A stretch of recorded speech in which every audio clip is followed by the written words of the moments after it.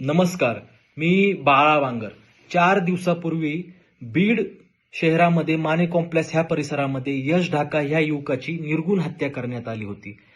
त्याच हत्येचा एक व्हिडिओ प्रसारमाध्यमावर फिरत आहे, व्हायरल झालेला आहे.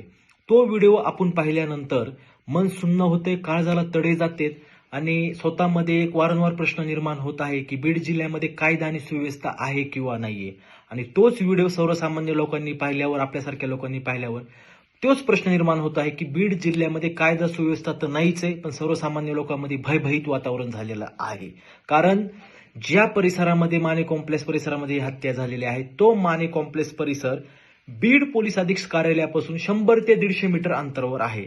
विचार करा, बीड पोलीस अधीक्षक कार्यालयाच्या 100 ते 150 मीटर अंतरावर असणाऱ्या परिसरामध्ये दिवसा ढवऱ्या एवढी निर्घृण हत्या होती आणि नंतर ते हत्येकरी हातामध्ये तीक्ष्ण हत्यार घेऊन तिथं फिरतोय. ते व्हिडिओमध्ये दिसतंय. सर्वसामान्य लोक पण आपल्याला सतत सांगत आहेत की तो हत्यारा, ते गुन्हेगार, त्यांची टोळी हत्या केल्यानंतर पण त्या भागामध्ये फिरत आहे. या प्रसंगामध्ये ह्या वेळी नेमकं बीड शहरातील, बीड जिल्ह्यातील पोलीस काय करत होती असा प्रश्न आपल्याला निर्माण होतोय. ह्याच्यामुळे सर्वसामान्य जनतेचा कायदा व सुव्यवस्थेवरचा विश्वास कमी झाला नसून पूर्ण विश्वास उडलेला आहे.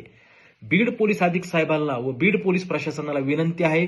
बीड पोलीस अधीक्षक यांचं कार्य चांगलं आहे. ते जे कोणी बीड जिल्ह्यामध्ये, बीड शहरामध्ये गुन्हेगारी वृत्तीचं कार्य करत असन, पुढे चलून समाजामध्ये त्यांच्यामध्ये गैरवर्तन होऊ शकते, समाजाला त्या व्यक्तींपासून धोका आहे, असे गुंड समाजात ठेवायच्या लायकीचे नाहीत. ह्या गुंडवृत्ती लोकांना, गुंडवृत्ती टोळ्याला ते जेरबंद करतील, त्यांच्यावर कडकडीत कारवाई करतील आणि बीड जिल्ह्यामध्ये सुव्यवस्था व कायदा राखण्याचं काम हे अबाधित करतील.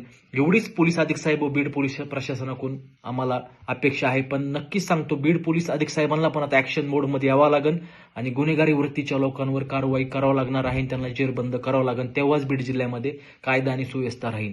स्वर्गवासी यश ढाका ह्यांना न्याय मिळवून देण्यासाठी, त्यांच्या कुटुंबाला न्याय मिळवून देण्यासाठी बीड जिल्ह्यातील सर्व समाजसेवकांना, सर्व लोकप्रतिनिधींना आवाज उठवावा लागेल. स्वर्गवासी यश ढाका यांच्या कुटुंबाच्या दुःखात सहभागी व्हावं लागेल. दुःखात सहभागी होऊन एवढं भागणार नाही, त्यांना ह्या लढ्यामध्ये आपल्याला सर्वांना पाठिंबा द्यावा लागेल. आपल्यासारख्या युवकांना, समाजसेवकाला पुढे येऊन आवाज उठवावा लागेल आणि स्वर्गवासी यश ढाका यांच्या मारेकऱ्यांना जन्मठेप होईपर्यंत, फाशी होईपर्यंत आपल्याला लढा चालू ठेवावा लागेल.